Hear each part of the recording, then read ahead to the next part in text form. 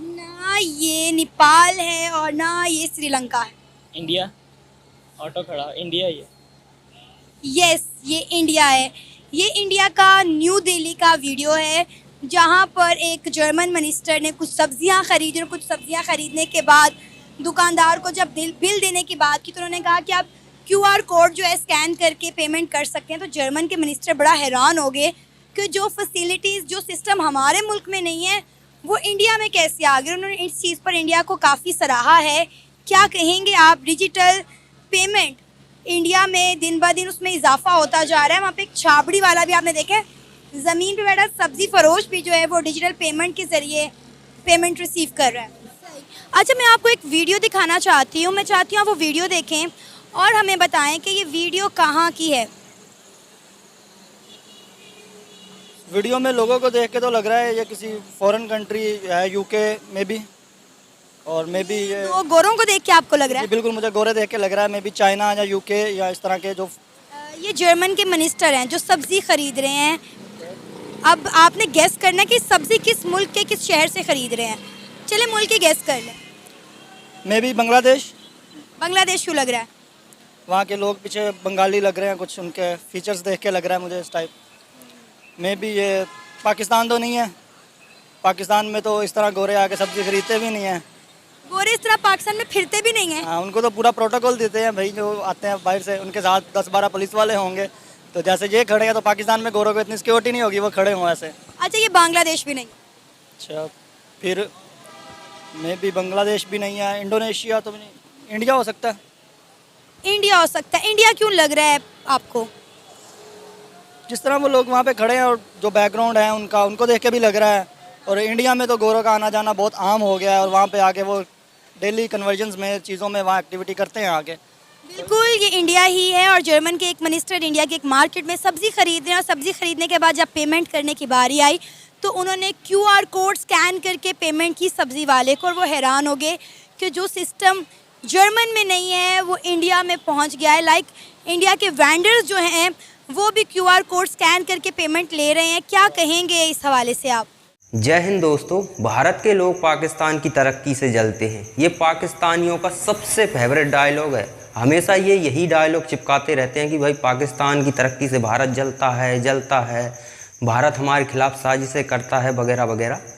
अब पहली बात तो ये कि पाकिस्तान में ऐसी कौन सी तरक्की है जिससे इंडियंस जलेंगे, और वास्तव में जलता इंडिया है या फिर पाकिस्तान, ये इस खबर से आपको अंदाज़ा लगेगा।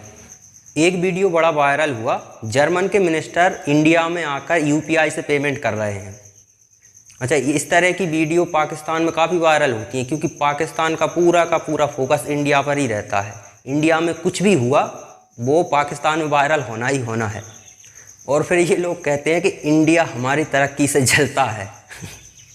हम क्यों जलेंगे यार। अच्छा, अब जर्मनी के मिनिस्टर का ये वीडियो जब वायरल हुआ तो पाकिस्तान में इसमें रिएक्शन वीडियो बनना स्वाभाविक है। तो लोगों ने क्या रिएक्शन दिया, ज़रा इसे ध्यान से सुनिए।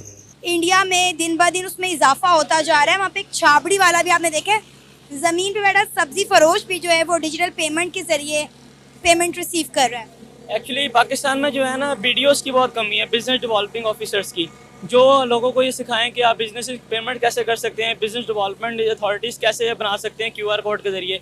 यहाँ पर जो है ना फेवरेटिज़म, पर्सनलाइजेशन बहुत है। तो इस वजह से यहाँ पर जो है ना रुझान कम है, 30 to 40% है। या इस्लामाबाद एरिया में चले जाएंगे तो वहाँ पर 70-80% हो सकता है। तो लाहौर में मेरा ख्याल है 30 to 40 के अबव कोई इस तरह का बंदा नहीं जो क्यूआर पेमेंट करता हो। इवन 20% लगा लें, क्योंकि हम बैंक में होते हैं, हमारे पास भी लोग डिजिटल आते हैं तो 10 to 12% आते हैं 100 में से। तो यही इशू है यहाँ पर। एजुकेशन की भी थोड़ी कमी है, तो ना वीडियोस यहाँ पर प्रॉपर है, ना प्रॉपर एक स्कैंडल है, ना शेड्यूल है, ना मॉड्यूल है इस चीज़ का। तो इसलिए मैं समझता हूँ यहाँ पर पाकिस्तान में बहुत मुश्किल है। बिलाल, आपने कहा कि शायद 20 to 30% लोग क्यूआर कोड के ज़रिए पेमेंट करते हैं, लेकिन मुझे लगता है ऐसा बिल्कुल भी नहीं है। क्योंकि मैं लाहौर जैसे शहर में रहती हूँ और यहाँ पर यकीन करें मैंने आज तक कोई ऐसा दुकानदार नहीं देखा जिसने अपनी दुकान पर क्यूआर कोड रखा हो कि आप इसको स्कैन करके पेमेंट कर सकते हैं। आप दिन में, ज़ाहिर है एक नौजवान है, दिन में ग्रॉसरी, शॉपिंग तो 100 तरह की चीज़ें करने निकलते होंगे, तो आप कितनी जगहों पर ये चीज़ें देखते हैं? काफ़ी जगह पे देखिए इंसान को खुद भी देखना चाहिए, उन्होंने QR स्कैन कोड के बकायदा बैनर्स लगाए होते हैं। अब वो हर बंदे को प्रॉपर्ली मेंटेन तो नहीं ना कर सकते कि आप हमारे से QR स्कैन करें, उन्होंने बकायदा लगाया होता है। कैश काउंटर अलग, QR काउंटर अलग होता है। लाइक एम्पोरियम चले जाएँ, डिपार्टमेंटल स्टोर चले जाएँ यहाँ पर। अब जैसे कि किसी स्कूल में 2 बच्चे हों, 2 दोस्त, एक फेल हो गया और दूसरा अच्छे नंबरों से पास हो गया, तो जो फेल होगा वो क्या कहेगा? अब उसकी कोचिंग अच्छी थी वगैरह वगैरह, वो अच्छी कोचिंग में पढ़ता था, उसके पास समय था पढ़ने के लिए, मेरे पास ये समस्या, वो समस्या कुछ ना कुछ गिनाता रहता है, लेकिन ये नहीं कहेगा कि वो पढ़ता ज़्यादा था, मैं पढ़ता नहीं था। यही स्थिति पाकिस्तान के, इंडिया के लोगों ने UPI डेवलप किया है, जो कि कई देशों में प्रचलित होने लगा है। UPI की तरह सिस्टम चुनिंदा देशों के पास है, और UPI के अलावा जिन देशों के पास ये सिस्टम है उनका यूज़ करने में ईजी नहीं है। UPI को तो आप बहुत आसानी से यूज़ कर सकते हैं। तो हम फेल इसलिए होते हैं क्योंकि हम पढ़ते नहीं हैं, दूसरा पढ़ेगा तो जाहिर सी बात है पास होगा। लेकिन पाकिस्तानी ये नहीं मानने को तैयार हैं। अब कुछ करोगे नहीं तो इंडिया फिर भी तुम पर जलता है। बड़ी मज़े की बात है। तो लगता है कि पाकिस्तान में ये सिस्टम होना चाहिए, क्योंकि आप देखें आए दिन क्राइम रेट कितना बढ़ रहा है। आप अपने पहले पैसों की अगर आपको ज़रूरत है तो आपको पहले ATM जाना पड़ेगा, ATM से पैसे निकाल के आप दुकान पर जाएंगे और चीज़ से परचेज़ करेंगे, और अक्सर ATM से निकलते वक्त या कैश लेकर बाहर आते वक्त आपके साथ कोई हादसा भी पेश आता है। तो पाकिस्तान जैसे मुल्क में जिसमें क्राइम रेट दिन ब दिन बढ़ रहा है, आपको नहीं लगता कि अगर हम इस तरह का निज़ाम अपने मुल्क में ले आएँ तो हम जुराइम से बच सकते हैं, ख़ुद को महफूज कर सकते हैं?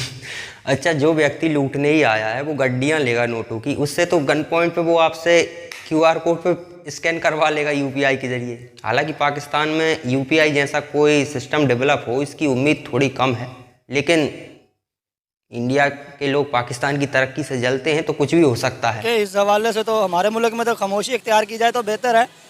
वैसे एज आ टेक्नोलॉजी एंथुसियास्ट और एज आ जो मैं सोशल मीडिया मार्केटिंग करता हूँ, मेरा तो डेली का यूजेज है। हम आप अपने सब्ज़ी वाले को छोड़े, हम पाकिस्तान में बैठ के बाहर पेपॉल और पेनीयर को एक्सेस नहीं कर पा रहे। हमारी शॉपिफाई की वेबसाइट चलती हैं, तो हम पाकिस्तान में बैठ के गोरो जो कि उनके पास सारी फैसिलिटीज़ हैं, तो हमारे पास पेपैल नहीं है, वो हमें अपना मनी ट्रांसफ़र नहीं कर पाते। हम डॉलर्स अर्न करते हैं, हम मुझे पाकिस्तान में नहीं ला पा रहे, वो हम बाहर ही यूज़ करते जा रहे हैं। और आप बात कर रहे हैं इंडिया में तो भाई हर दुकानदार के पास जो है वो QR कोड लगा हुआ है।